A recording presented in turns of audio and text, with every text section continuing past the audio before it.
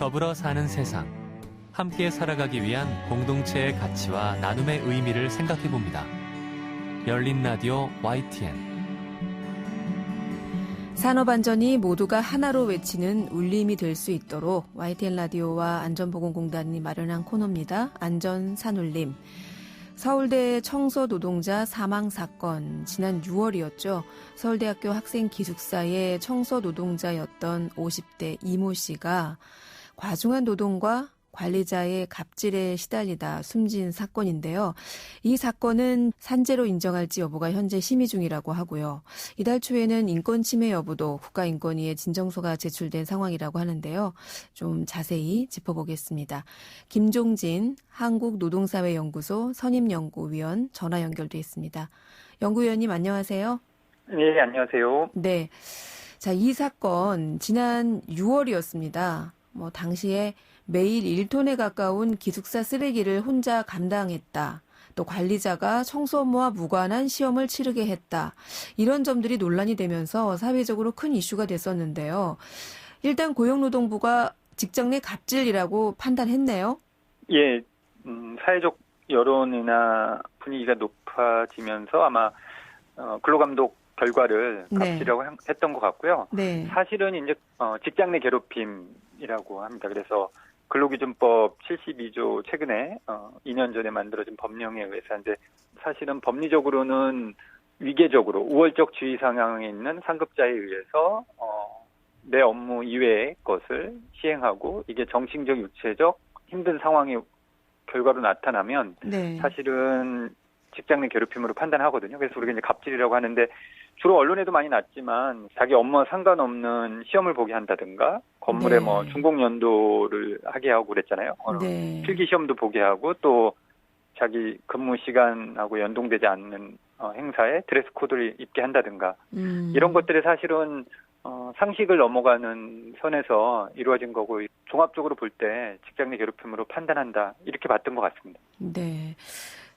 당초 서울대 측에서는 이분의 이 사망에 대해서 직장 내 괴롭힘과는 좀 무관하다 이런 주장을 하기도 해서 좀 논란이 됐는데 이렇게 직장 내 괴롭힘이라는 정부의 결론이 내려지고 나서 서울대 측은 어떻게 반응하고 있습니까?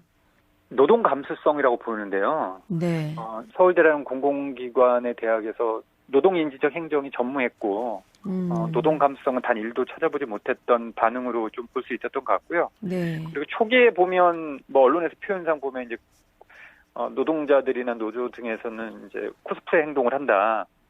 이런 이야기를 했던 것들이거든요. 이게 전형적으로 사실은 이제 인정하지 않으려는 자기부정 조직의 행태로 나타났던 것들이 확인되는 거 아닌가 이렇게 좀 보여진 것 같습니다. 노동자들이 피해자 코스프레를 한다. 예. 그 서울대는 일단은 이달 초에 총장명에 사과를 했어요. 이제 그것도 사실은 이제 한 2달여 시간이 걸렸거든요. 그렇죠. 문제 제기 나오고 나서 2달 정도면 이게 얼마나 대한민국의 서울대라는 조직이 우리 보잖아요.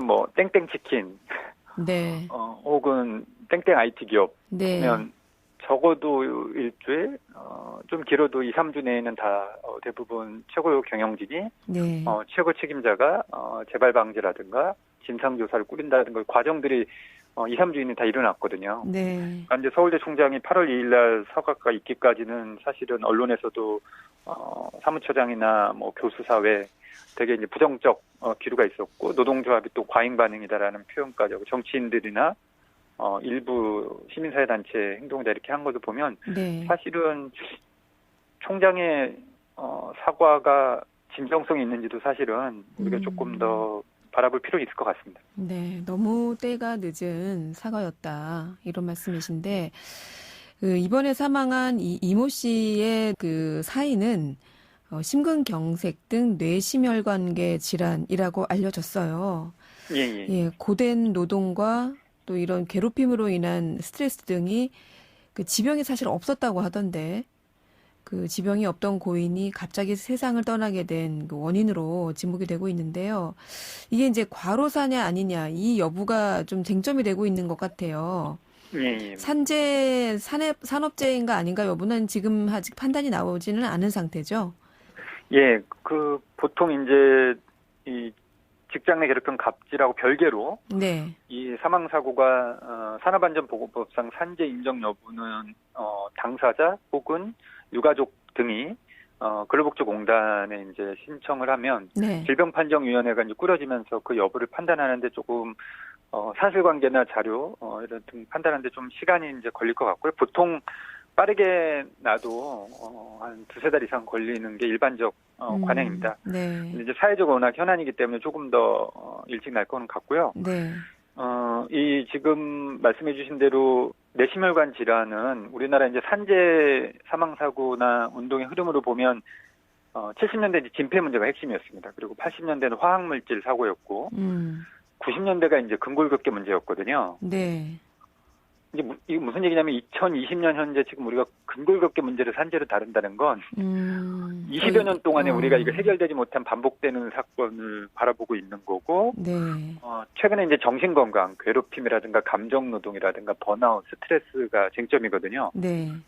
그러면 사실은 서울대 청소노동자 사건은 20년 전에 뇌심혈관 질환만 문제와 지금 괴롭힘 과로사 문제가 이제 한 세 가지가 오버랩된 노동환경 문제 있는 거죠. 네. 그리고 과로사 기준도 사실은 좀 같이 우리가 사회적으로 공유할 필요가 있는데, 우리가 이제 2년 전에 정부가 근로시간 52시간 일주일 상한제를 했거든요. 네, 주 52시간제. 예, 일주일에 12시간을 초과하지 못하도록. 네. 그런데 과로의 기준은 60시간입니다. 그래서 근로복지공단이 판단할 때 지난 3개월 평균 60시간을 했고, 그게 일정 기간에 야간이나 초과 근무를 가중을 보는 건데요. 유럽연합은 이게 이제 60시간이 아니고, 네. 52시간, 54시간 전후거든요. 그러니까 사실은, 서울대 청소노동자가 유럽에서 청소노동을 동일한 업무를 했다 그러면, 파리 소르본느 대학에서 청소를 했다 그러면, 이건 그냥 가차없이 과로 산재죠. 네. 근데 우리는 그 기준이 너무나 천박하기 때문에 지금, 그렇게 60시간으로 보고 있는 거고요. 또 하나는 지금 이 산재 여부 판단을 할 때, 네. 동종 업무하고 일상적 수준을 보거든요. 그러니까 어떨 때는 이게 업무가 높지 않을 때가 있죠. 네. 그러니까 어쩔 때는 이제 업무가 높을 때도 있고. 네, 이번에는 이 코로나 상황이 겹치면서 보통 우리 이제 배달 음식 같은 거 많이 시켜 먹고 하면서 이 코로나 이후에 사실 쓰레기도 많이 늘었다라고 보도가 나오잖아요. 이분도 그랬다고 하던데요.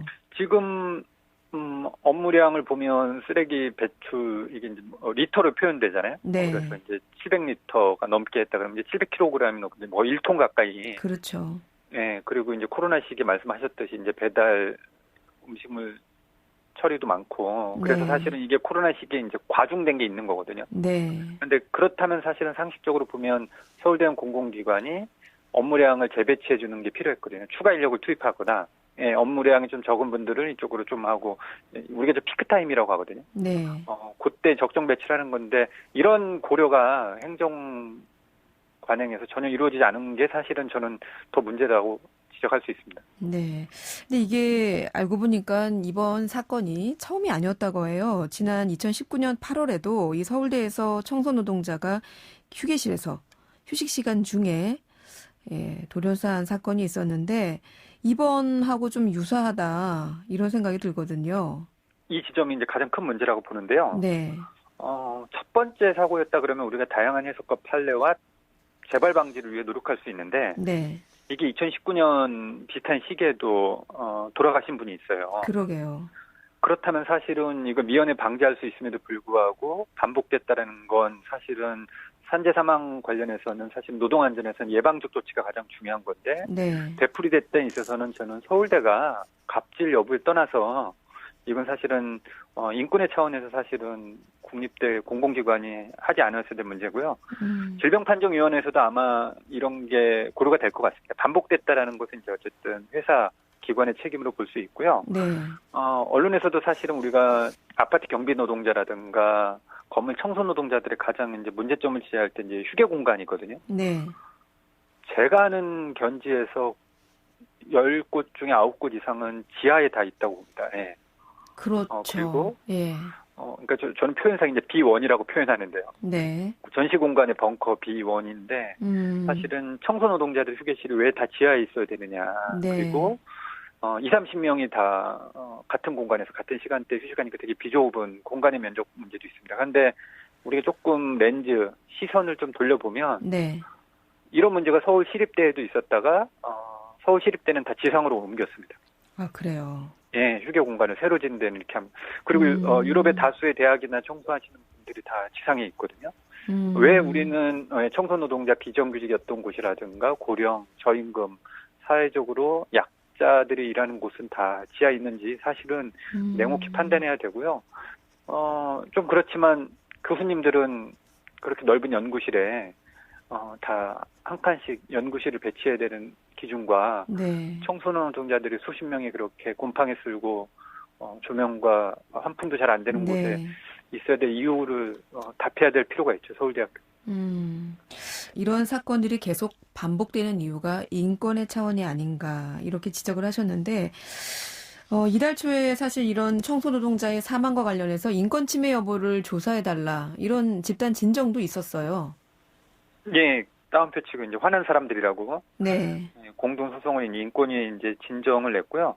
저는 국가인권위원회라는 곳이 법리적 판단이 아니라 인권 차원에서 판단하는 기관이기 때문에 이번 사건을 좀 종합적으로 봤으면 좋겠다라는 생각도 있습니다. 네. 예컨대 대한민국 헌법 10조에 행복수고권이 있고 32조에 근로의 권리가 있다면 서울세 청소 노동자들이 동일한 노동자로서 인권으로서 향유해야 될 가치, 기준, 노동환경에서 일했었던 것인지 그리고 지금 청소 노동자들만이 아니라 서울대학교에 혹은 이 서울대학교뿐만 아니라 우리나라 대학에 있는 다양한 청소 노동자들이 이렇게 하는 것을 좀 종합적으로 권고를 내줬으면 하는 것도 좀 이번 사건을 보면서 의견도 좀 제시하고 싶은 생각도 있습니다. 네, 뉴스에서 사라지면서 표면적으로는 일단락이 된 거 아닌가? 네, 이렇게 보이지만 사실은 지금 계속해서 이런 산재 사망의 판단 여부, 또 인권 침해 여부까지 계속 진행 중입니다. 회사나 학교, 사회 곳곳에서 청소 노동자분들 늘 마주치죠. 사실 필수 노동자세요, 우리 사회에. 이런 일이 반복되지 않으려면 좀 어떤 점들이 보완이 돼야 될까요, 끝으로? 지금 서울대와 같은 휴게 공간 이런 것은 정부가 가이드라인 수준이었는데 저는 가이드라인 수준이 아니라 시행규칙으로 법령에 구속력 있게 정부가 이번 기회를 통해서 바꿀 필요가 있다고 보고요. 네. 그리고 제가 말씀드린 대로 점진적으로 지하 휴게 공간을 지상으로 올리는데 정부가 공공기관은 의무화하고 민간은 지원 방식을 통해서 적정한 환경, 노동 환경을 만드는데 이렇게 정부가 모범 사례를 만들 필요가 있다고 봅니다.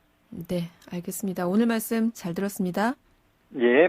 네, 지금까지 김종진 한국노동사회연구소 선임연구위원이었습니다.